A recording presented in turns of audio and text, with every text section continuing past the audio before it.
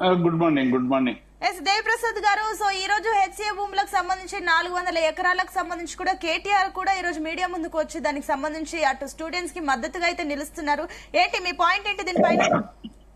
Good morning అండి. మీడియాలో ఉన్నటువంటి డిబేట్ లో ఉన్నటువంటి విద్యార్థి మిత్రులకు గుడ్ మార్నింగ్. అట్లాగే నా పెద్దలు వెంకటస్వామి గారికి, ప్రొఫెసర్ వినోద్ గారికి నమస్కారం. నేను ఏం చెప్తున్నా అండి, ఇప్పుడు సెంట్రల్ యూనివర్సిటీకి సంబంధించినటువంటి విషయాల మీద ఇది ఒక సెంట్రల్ యూనివర్సిటీ రావడం అనేటువంటిది తెలంగాణ ప్రజల వీరోచితమైనటువంటి పోరాటాల నుండి సాధించుకున్నటువంటి యూనివర్సిటీ. అనేక మంది త్యాగాలు చేసి ఆనాడు 6 సూత్రాల పథకంలో భాగంగా తెలంగాణ ప్రజలకి ఒక ప్రత్యేకమైనటువంటి సెంట్రల్ యూనివర్సిటీని ఏర్పాటు చేయాలని చేసుకున్నటువంటి ఒప్పందంలో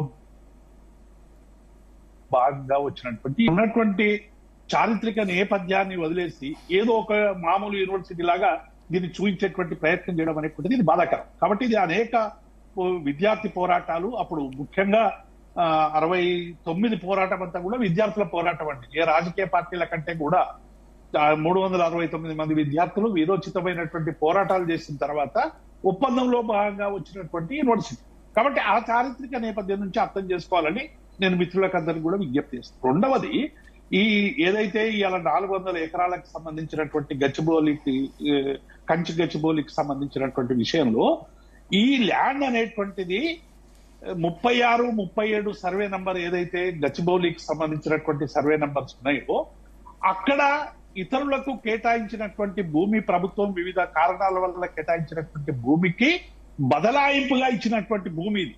ఆ డాక్యుమెంట్లు కూడా సోషల్ మీడియాలో పెట్టినరు అని చెప్తా ఉన్నారు. నేనే చూడలే కానీ నాకు తెలిసినంత వరకు, ఎందుకంటే ఆ రోజు మేము దీనికి సంబంధించినటువంటి విషయం మీద అనేక మంది విద్యార్థులతో మాట్లాడుతున్నప్పుడు కానీ, లేకుంటే ప్రొఫెసర్లతో మాట్లాడుతున్నప్పుడు కానీ ఈ విషయం ఏం జరిగిందంటే 36, 37 సర్వే నంబర్ లో 400 ఎకరాలకు సంబంధించినటువంటి ఏదైతే భూమి ప్రభుత్వం ఇతరులకు ఇచ్చిందో దానికి కంపెన్సేట్ గా ఈ ల్యాండ్ ను గవర్నమెంట్ హెచ్సియుకి ట్రాన్స్ఫర్ చేసింది అనేటువంటి మాట వాస్తవం.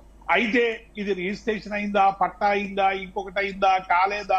పట్టాలు అయితే అండి ఇవాళ ఉస్మానియా యూనివర్సిటీ భూమి నాదని ఎవడైనా పోతే, నేను ఉదాహరణ చెప్తాండి, నేను నీటిపారుదల శాఖ మెదక్లో ఎగ్జిక్యూటివ్ ఇంజనీర్ కార్యాలయంలో పనిచేసిన.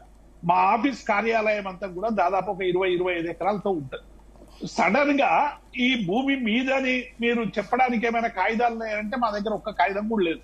మా బిల్డింగ్, మా విషయాలు తప్ప. మేము తీరా లోపలికి వెళ్ళిపోయిన తర్వాత అంటే ఒకటండి దేవిప్రసాద్ గారు, ఇప్పుడు ఓకే మీరు స్టూడెంట్స్ పక్షాన ఈ రోజు కేటీఆర్ నుండి మాట్లాడుతున్నారు కదా, అంటే గత 10 ఏళ్ల పాలనలో ఎందుకు హెచ్సియుకి సంబంధించి ఆ రైట్స్ ని సాధించడంలో బీఆర్ఎస్ ఎందుకు ఫెయిల్ అయింది?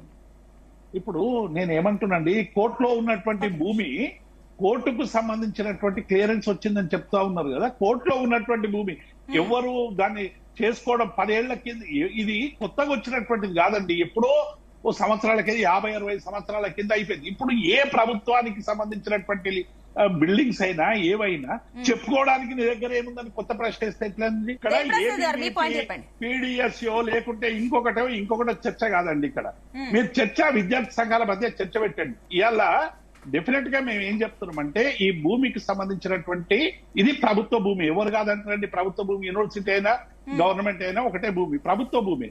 కానీ సాంకేతిక కారణాలు ఏదో మిస్ అయ్యో లేకుంటే ఇంకో కారణాల వల్ల యూనివర్సిటీకి రావాల్సినటువంటి హక్కులు రాలేదనుకోండి. ఇవాళ 400 ఎకరాలు వచ్చింది.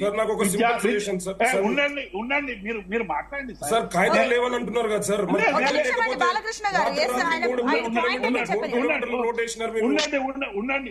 ఉండండి మేమేసింది కాదండి, ప్రభుత్వం వేసింది. మీరు వేసింది ఎవరు ప్రభుత్వం? దేవిప్రసాద్ గారు, అంటే ఇక్కడ మీరు ఇందాక అన్న మాట ప్రకారం చూస్తే విద్యార్థి సంఘాల నుంచి అండ్ అదేవిధంగా ప్రభుత్వం సంబంధించి డిస్కషన్ ఉండాలని అంటున్నారు.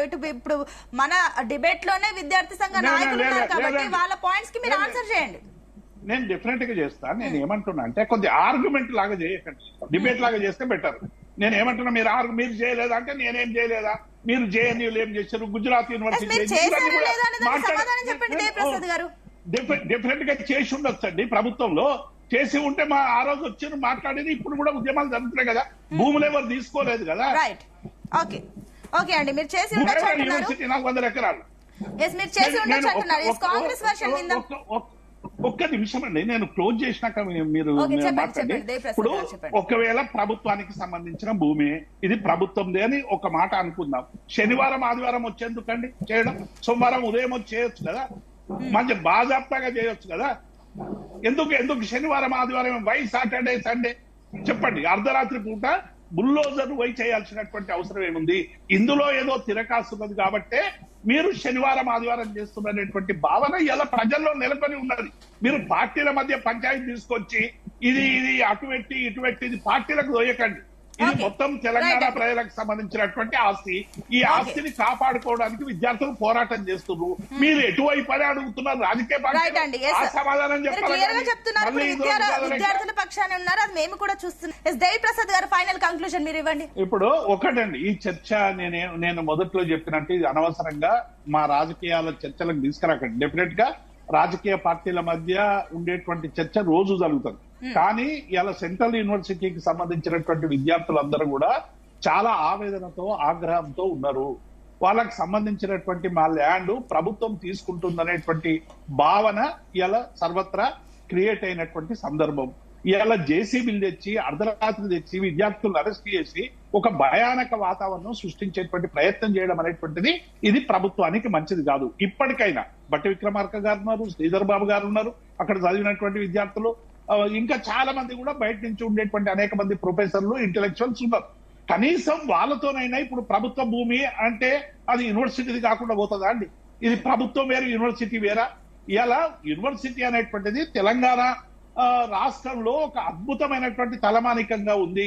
రేపు ప్రపంచవ్యాప్తంగా వచ్చేటువంటి విద్యార్థులకు గాని, ఇక్కడికి గాని, మన బిడ్డలకు గాని అవసరమైనటువంటి అనేక రంగాల్లో పనిచేయాల్సినటువంటి అవసరం ఉంది. ఇప్పటికైనా ఇమీడియట్ గా జేసీబీలు విత్డ్రా చేయండి, విద్యార్థులతో చర్చలు జరపండి, విద్యార్థులను బేషరతుగా విడుదల చేసి రాజకీయాలకు అతీతంగానే కూడా అన్ని పార్టీలు ముందుకు వెళ్లాలని కూడా భావిద్దాం.